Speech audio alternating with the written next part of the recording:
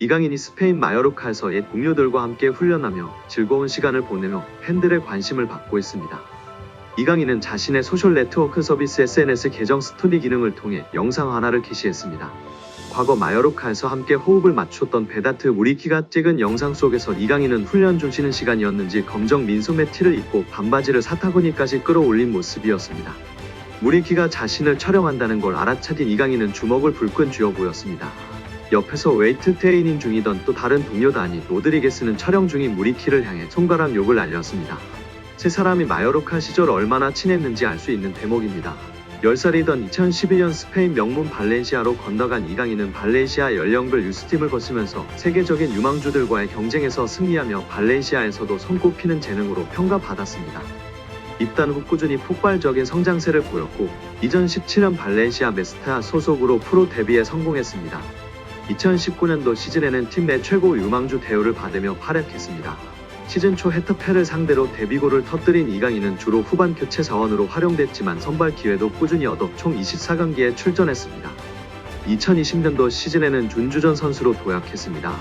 리그 24경기 중 16경기를 선발로 출전했습니다. 코파델레이까지 총 27경기에 출전해 1골 4도움이라는 준수한 성적을 냈습니다. 하지만 시즌 후반기에는 벤치를 지키는 경우가 많아졌고 구단 재정이 악화된 발렌시아가 많은 팀들의 관심을 받기 시작한 이강인을 판매하는 쪽으로 입장을 바꾸면서 이 시즌을 끝으로 발렌시아와 작별했습니다. 이때 이강인을 받아준 팀이 바로 마요르카였습니다. 첫 시즌이었던 2021년도 시즌에는 동갑내기 절친이자 일본 유망주 구보 다큐우사와 치열한 경쟁을 펼쳤으나 점차 주전 경쟁에서 밀려 출전 기회를 잡지 못했습니다. 시즌 후반기 이강인에게는 은사라고 할 수 있는 하비에르 아길레 전 마요르카 감독이 새롭게 부임하면서 입지가 달라졌습니다. 조금씩 출전 기회를 늘려간 이강인은 2022년도 시즌 아길레 감독의 중용을 받고 팀 내 최고 에이스로 활약했습니다. 날카롭고 정확한 패스, 화려한 드리블 능력을 앞세운 이강인은 6골 6도움, 두 자릿수 공격 포인트를 올리며 커리어 하이를 달성했습니다. 공격진에서 단임 로드리게스, 베다트 무리키와 함께 훌륭한 호흡을 보여줬습니다. 세 선수가 지금까지 절친하게 지낼 수 있는 배경입니다. PSG에 이적해서도 이강인의 마요르카를 향한 애정은 여전했는데요. 이강인은 지난해 11월 마요르카에 방문해 마요르카와 카디스의 라리가 경기를 관람한 것으로 알려졌습니다. 시즌이 끝난 후에는 마요르카의 집도 구매하고 몸 만들기에 나설 예정인 것으로 알려졌습니다. 이후 PSG로 복귀해 다가오는 시즌 주전 경쟁에 돌입합니다. PSG는 2024년도 시즌 레알 마드리드로 떠난 킬리안 음바페의 공백을 메워야 하는 과제를 떠안았습니다. 이강인은 PSG의 주전을 넘어 PSG에서 에이스를 꿈꾸고 있습니다. 여기에 이강인과의 주전 경쟁에서 완전히 패배한 레알 마드리드 출신 마르코 아센시오가 이적을 도모할 예정입니다. 프랑스의 스포르트 프랑스는 파리 생제르맹은 다가오는 여름 아센시오의 이적을 고려할 수 있을 정도로 그의 역할에 실망했다고 보도했습니다. 스포르트 프랑스는 2026년에 계약이 종료되는 아센시오의 이적료는 2,500만 유로로 예상된다. 아틀레티코 마드리드가 그를 주목할 것이며 이미 그의 에이전트인 호르헤 멘데스와 접촉이 시작됐다라며 아센시오의 이적 가능성을 전했습니다. 아센시오는 올 시즌을 앞두고 이강인, 우스만 덴벨레, 랑달콜로 무아니 등과 함께 PSG에 합류한 신입생입니다. 영입 당시 기대감은 적지 않았습니다. 이미 레알 마드리드에서 확실한 킥 능력을 바탕으로 공격 라인 전 지역을 소화하는 기량을 입증했습니다. 다만 레알에서의 경쟁에서 뒤처졌고 부상 등의 문제로 결장하는 기간도 발목을 잡으며 PSG로 이적했습니다. 이강인과의 경쟁도 예상됐는데요.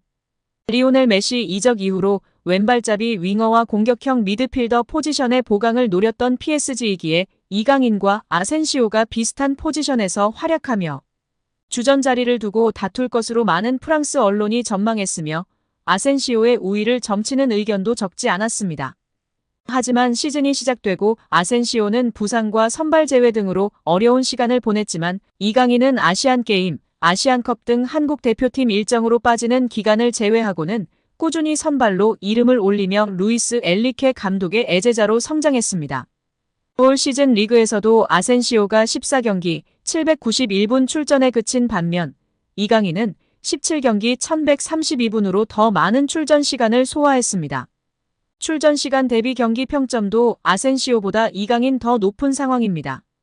결국 PSG에서 제대로 역할을 부여받지 못하고 최근 경기들에서도 교체로 출전한 비중이 높은 아센시오는 PSG 이적 이후 한 시즌 만에 다시 팀의 방출 대상으로 고려되고 있는 것으로 보입니다. 일부 스페인 언론에서는 아센시오는 레알 마드리드를 떠난 결정을 후회하기 시작했으며 복귀를 원한다.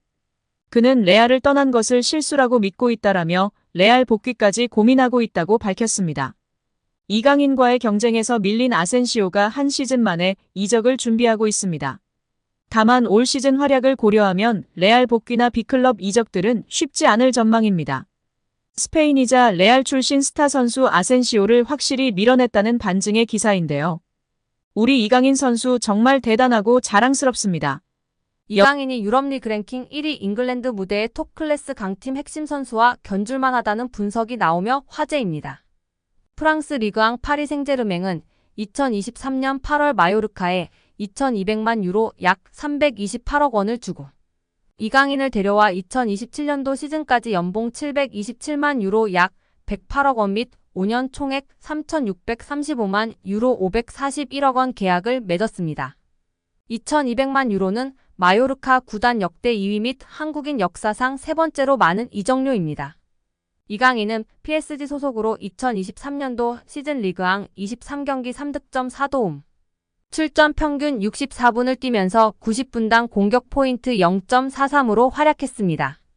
PSG는 유럽클럽 전체 랭킹 6위, 프랑스는 유럽리그 랭킹 5위인데요. 저명한 축구 통계 매체 옵타 스포츠에 따르면 미드필더로서 이강인과 가장 비슷한 선수는 프리미어리그 준우승팀 아스널의 주장 마르틴 웨데고르입니다.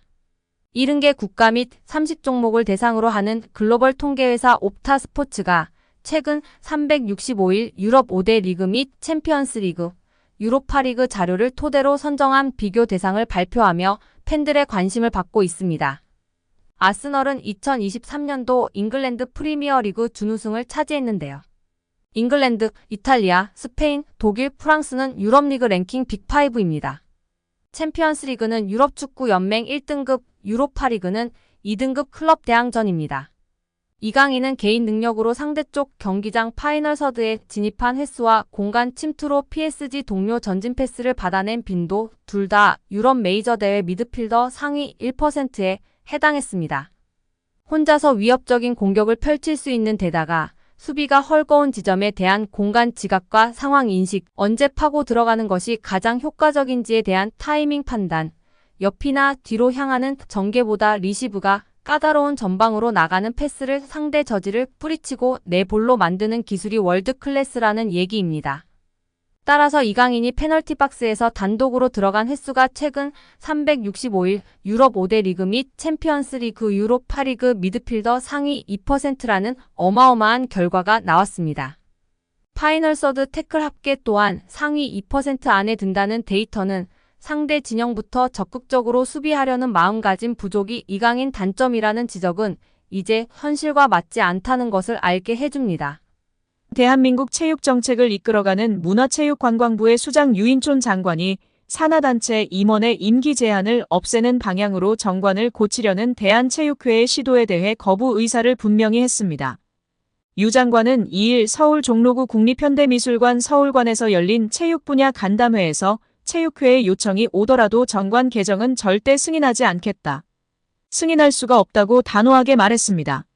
이는 체육회가 지난 5월 이사회를 개최해 지방체육회와 종목단체 등 산하단체 임원의 연임 제한 규정을 없애기로 결의한 것과 관련해 의사를 표현한 것입니다.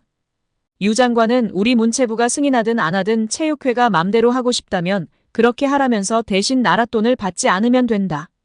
매년 4,200억 원이라는 어마어마한 돈을 정부로부터 받아 쓰는데도 학교 체육이든 엘리트 체육이든 계속 낭떠러지로 가고 있다. 이런 상황에서 기득권자들이 회장직을 유지하는 게 그리 중요한가라며 날을 세웠습니다. 이어 주무부처인 문체부 입장에서는 되지도 않을 일에 대해 허가하고 자시고 할 게 없다며 부정적 입장을 거듭 드러냈습니다. 유 장관은 아울러 문체부가 체육회를 거치지 않고 지방체육회와 종목단체의 예산을 직접 배정하는 방식으로 시스템을 개편하겠다는 뜻도 분명히 했습니다. 체육회가 문체부를 상대로는 자율성을 보장하라고 외치는데 정작 산하회원 종목단체와 지방체육회의 자율성을 높이는 방안에는 반대하는 것 같다고. 꼬집은 유 장관은 문체부가 예산을 직접 교부하는 건 체육계의 자율성을 강화하기 위한 하나의 방법이 될 수 있다고 말했습니다.